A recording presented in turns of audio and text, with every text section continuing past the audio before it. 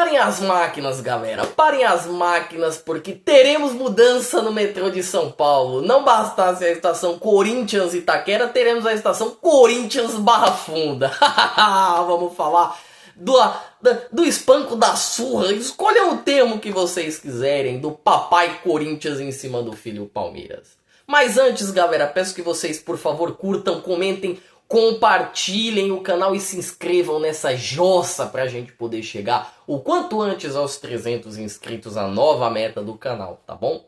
Mas chega de papo, vamos falar de Copa do Brasil, que ontem não bastassem as vergonhas de Flamengo e de São Paulo, o Corinthians enfrentou o Palmeiras no Allianz, tá? E o Corinthians ganhou de 2-0. E digo mais, foi pouco, podia ter sido mais. Mas vamos tentar destrinchar e trazer as camadas do jogo aos poucos para cada um de vocês se situar, se ambientar com o que realmente aconteceu, tá? Mas antes vamos falar da escalação. Vou trazer aqui a escalação, vou deixar separado aqui porque a gente às vezes pede ajuda para os universitários.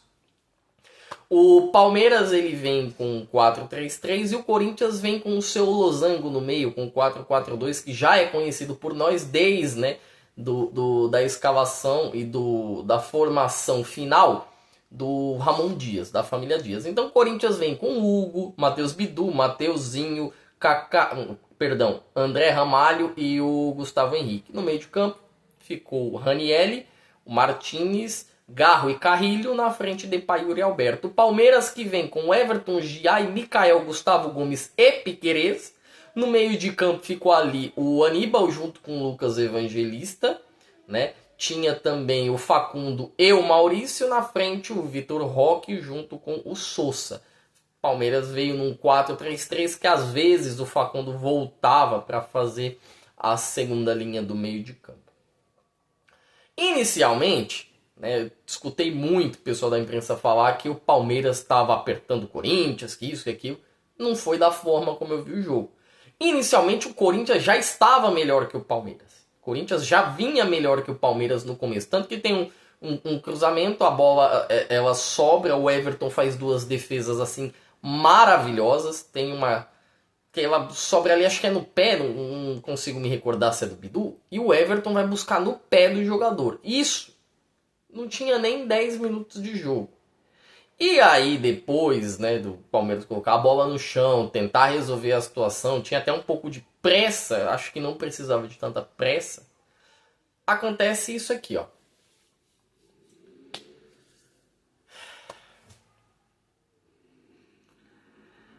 Gente, não importa quem é o jogador ou qual é o time. Isso aqui é imbecilidade. Isso aqui é imbecilidade. Eu não tô falando do jogador. Mas o jogador que faz isso numa época em que existem mais de 60 câmeras no campo e o VAR vendo em vários ângulos, em vários lances diferentes isso aqui, o cara é no mínimo, uma... Eu ia falar do cara, mas eu vou falar da atitude, tá? É uma atitude imbecil. É uma atitude completamente imbecil o que o Aníbal fez. Ah, mas... Gente, independente de qualquer coisa, tá? Esse tipo de jogada, de você estar segurando outro jogador, de ter aquele empurra-empurra, aquele agarra-agarra no escanteio, acontece desde que o mundo é mundo, tá? Desde que o toba era quadrado no futebol, isso acontece. Mas não significa que o jogador como o Aníbal, ele tenha que fazer isso com o Martínez. O Martínez não é flor que se chegue? Com certeza não é. Ele deve ter dito alguma coisa, rolou um braço ali, um empurrãozinho do Martínez, algo que é do jogo. Só que você via tanto que o cara tava descompassado, que ele não tava bem, que ele deu uma lazidane na cara, literalmente, e na frente do Daronco, gente. Não é que o Daronco tava mal posicionado, não é que o Daronco tava longe, o Daronco tava na frente do lance. É papo, se eu fosse dirigente, se eu tivesse na pele do Anderson Barros hoje, se eu tivesse na pele da Leila, eu chamava o amigão, falava, senta aí, amigão, tá aqui, ó. 30% de multa pra você esse mês, tá? Eu não quero saber se você tá com a cabeça quente, se tá pensando na morte da bezerra, se a sua mãe morreu. Eu quero saber que a sua tomada de decisão e a sua impulsividade que ocasionou um ato idiota acabou completamente prejudicando todas as ambições do Palmeiras no jogo. O jogo tem mais de o jogo tem na casa de 100 minutos. O Palmeiras joga 88 minutos, pelo menos, sem um jogador.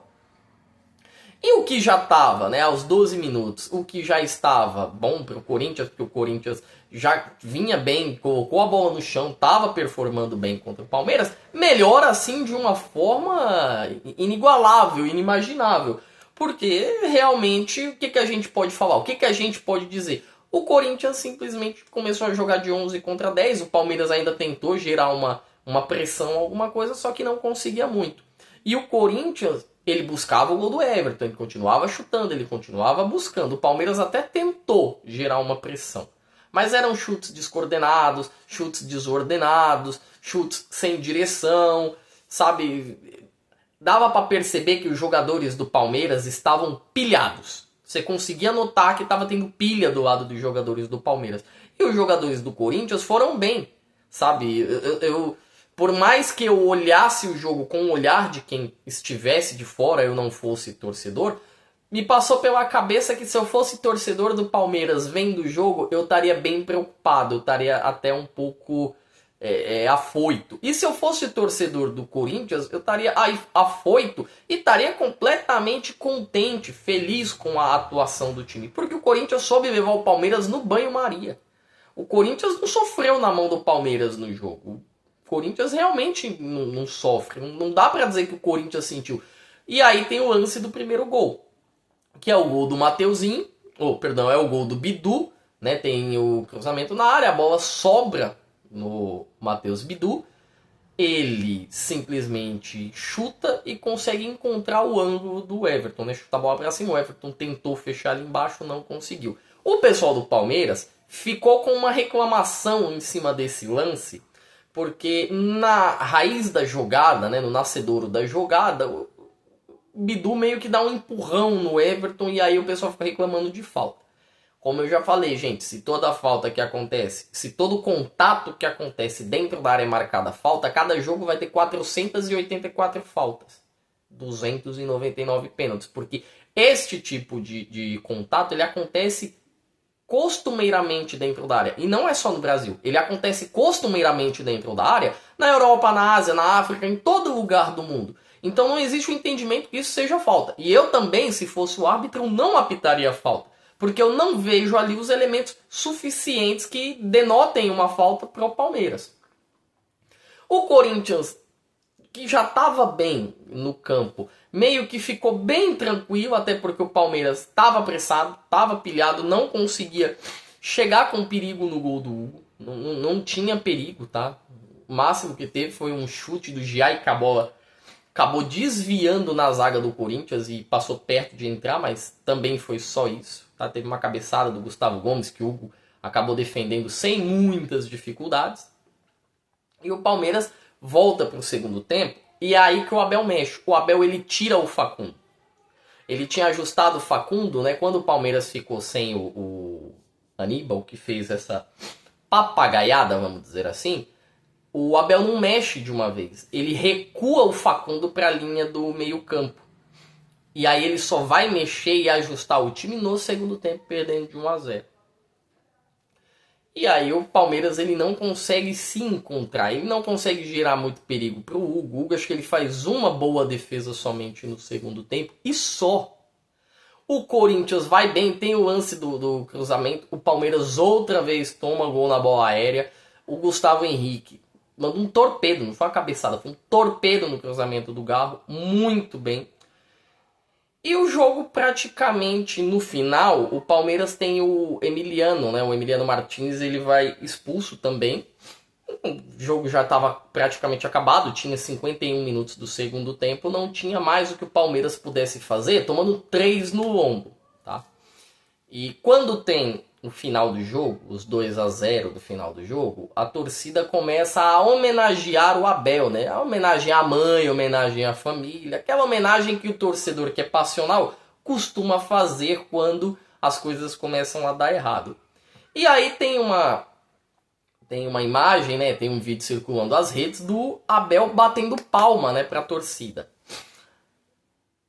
Acho algo meio complicado. quando teve a entrevista, o Abel contemporizou. Ele falou que essas palmas que ele fez, que esse gesto que ele fez, né, foi para trazer a torcida, falar assim, olha, a gente fez o que poderia, a gente fez o que estava no nosso alcance, não conseguimos, então estava tentando trazer a torcida para os meus jogadores. Não enxerguei dessa forma. Haverão pessoas que enxergarão dessa forma e, gente, tá tudo bem. É uma questão de interpretação do gesto ali. Cada um interpreta da sua maneira. Eu não enxergo o Abel, depois do que vem acontecendo e depois das críticas que têm acontecido da própria torcida palmeirense pro Abel, que seja só um gesto assim para contemporizar tudo, sabe? Eu acho que o Abel tava tipo isso, vai lá, ó, eu ganhei tudo aqui, vocês estão aí, aqui, eu tô batendo palmo, não tô nem aí pra vocês. A minha visão foi essa. Quanto ao Corinthians, gente, se falava que se o Dorival perdesse o derby, o Dorival iria cair, o Dorival iria rodar. Não só a vitória, eu costumo brincar e dizer aqui que o derby tem poder. Né? Eu costumo dizer que o derby tem poder. O Dorival ganha uma nova energia, ganha uma nova roupagem do elenco. E as coisas meio que se encaminham para o Dorival ter pelo menos paz para poder trabalhar e instaurar o seu método de jogo, o seu estilo de jogo para o Corinthians ter uma identidade daqui para frente. Até porque você consegue notar ainda uma identidade do Ramon no Corinthians do Dorival. Cara, o Dorival chegou agora, não tem tanto tempo assim, sabe? Não tem nem 15 jogos que o Dorival tá aí, então ainda tá no começo. Como o Corinthians está fora da Sul-Americana, está fora de competições internacionais, a próxima semana é toda do Corinthians. O time vai poder treinar, vai poder performar e por aí vai. Falando do jogo, eu vou trazer aqui, vamos pedir ajuda aos universitários. Eu vou trazer aqui no card para vocês tudo o que aconteceu, as estatísticas do jogo. O Palmeiras teve mais posse que o Corinthians, 54% a 46%. Agora, vamos dar uma olhada nas finalizações ao gol, porque o Corinthians teve 14, enquanto o Palmeiras teve 19. Das 19 finalizações que o Palmeiras teve, eles conseguiram chutar apenas 2 no gol. Enquanto isso, o Corinthians teve 7 chutes ao gol. Foram 7 finalizações no gol do Everton. Né? A precisão do Corinthians foi muito superior à do Palmeiras. Se a gente for falar de chances claras, tá 2-1. Tá? 2-1. Isso são os dados do Flash Score. Tá? Porém, eu discordo dos dados, pelo menos das chances claras do Corinthians, porque você tem os 2 gols e você tem aquela chance do começo do jogo que o Everton fez um milagre. Então eu colocaria 3 chances claras para o Corinthians. Aí a gente vai buscar os escanteios. São 8-6 para o Palmeiras. E os gols esperados são esses primeiros aqui, ó. A gente tem 1-0 Corinthians. O Palmeiras enfrentando o Corinthians, ele tem um sério problema. E o Palmeiras jogando na sua casa, ele tem outro grande problema. Não sei se é a métrica do ano, não sei se é o estilo de jogo, o que vem acontecendo, mas o Abel não tem encontrado, e não é só a formação, mas é o encaixe que o time deveria ter. O Abel não tem encontrado esse encaixe. O Palmeiras não consegue jogar, o Palmeiras não consegue performar. Na casa do Palmeiras, o Palmeiras não marca gol. O Corinthians chegou no momento que o Corinthians, caindo os pedaços fora de campo, com briga, com problema jurídico, com a polícia batendo na porta, com a Fiel querendo matar os caras, com o Augusto querendo voltar pro poder, com o pessoal do Andrés não quer deixar o Augusto voltar. O Corinthians não precisa de nada mais do que isso para fazer bilu-bilu teteia no Palmeiras. É inacreditável. Corinthians e Palmeiras, vou deixar outro card aqui, jogaram 6 vezes esse ano. A gente tem 3 vitórias do Corinthians, uma vitória do Palmeiras e 2 empates. As 3 vitórias do Corinthians, pasmem, o Palmeiras no Paulista contra o Corinthians, ele empatou em 1-1, que foi aquele lance que o Palmeiras amassou o Corinthians, mas o Estevão perdeu um pênalti no final. No primeiro jogo da final, gol do Yuri Alberto, 1-0 pro Corinthians, e agora 2-0 pro Corinthians. Na eliminatória da Copa do Brasil, o Palmeiras nem gol no Corinthians fez. Então, assim, dessas 3 vitórias que o Corinthians tem, duas foram na casa do Palmeiras. A única vitória que o Palmeiras tem contra o Corinthians, que o Palmeiras até poderia ter goleado o Corinthians naquele jogo, se tivesse apertado, forçado o pé, foi na Arena Barueri, não foi no Allianz. O Allianz deixou de ser um alçapão. Aquela simbiose, aquela proximidade, todo mundo conectado entre torcida, Abel e o próprio time do Palmeiras desapareceu. Ela não acontece mais. Hoje, na casa do Palmeiras, o time, se tiver bem centrado, ele vai dar muito trabalho para o Palmeiras do Abel. Muito trabalho. O Corinthians com o Dorival não tem nada a ver com isso. O Corinthians, gente, fez história. É histórico. Sabe por quê? Porque até agora, outro card para vocês verem, a gente tem 5 confrontos, né? Até ontem a gente tinha 5 confrontos entre Palmeiras e Corinthians. Vou deixar até aqui para vocês.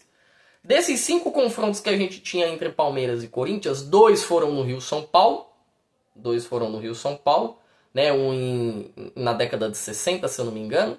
Não, na década de 50, perdão. Outro na década de 90. Nós tínhamos também as 2 Libertadores, 99 e 2000. Agora, o outro não consigo me recordar. Mas existiam 5 eliminatórias entre Palmeiras e Corinthians que não foram mata-mata de campeonatos estaduais. O Palmeiras ganhou todas.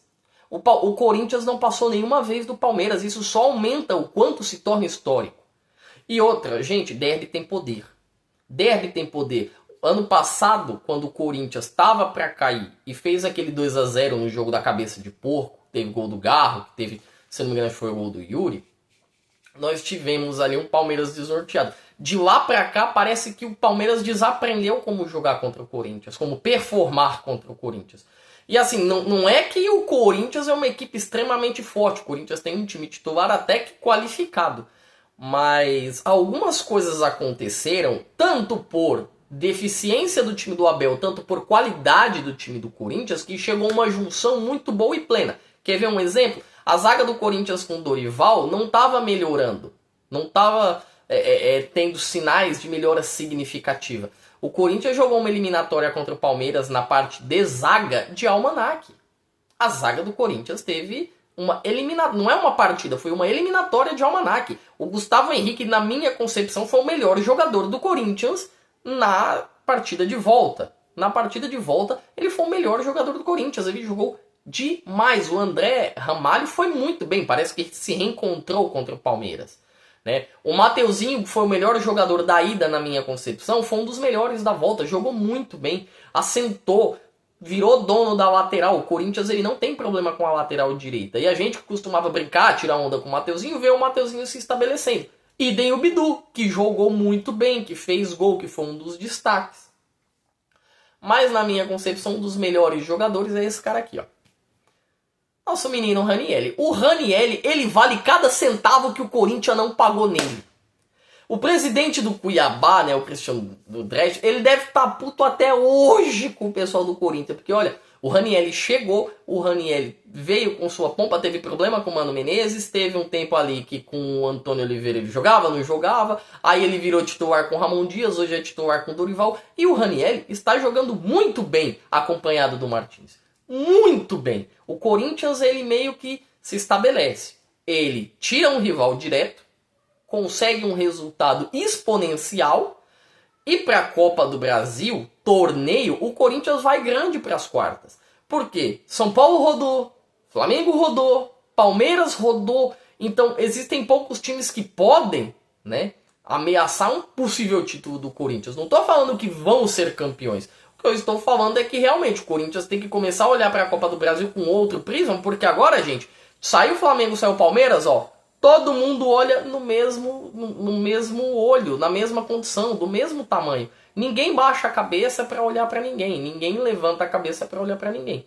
Grande resultado do Corinthians. Antes de finalizar o vídeo, gostaria de mandar alguns abraços, né, aos corintianos, aos colegas aí. Gustavo, gostaria de mandar um abraço. Luiz, né, meu amigo gordo, Bola Luiz. Gostaria de mandar um abraço também para o meu amigo Cauê e outros grandes amigos também que estão sempre por aí. Aos palmeirenses eu tenho um abraço especial, né? Um abraço. A irmã deste apresentador, né? Deste que vos apresenta, é palmeirense. Bia, um abraço no seu coração e um chupa pra você. Tá pensando que eu esqueci de você, né, minha irmã? Gente, eu espero que vocês curtam, comentem, compartilhem e se inscrevam nessa jossa. Deixem os seus comentários, me falem o que vocês acharam da vitória do Corinthians, da derrota do Palmeiras, do Saio Fica Abel e principalmente, pintou o campeão? Vai Dorival! Uma ótima semana para vocês e por hoje, me despeço.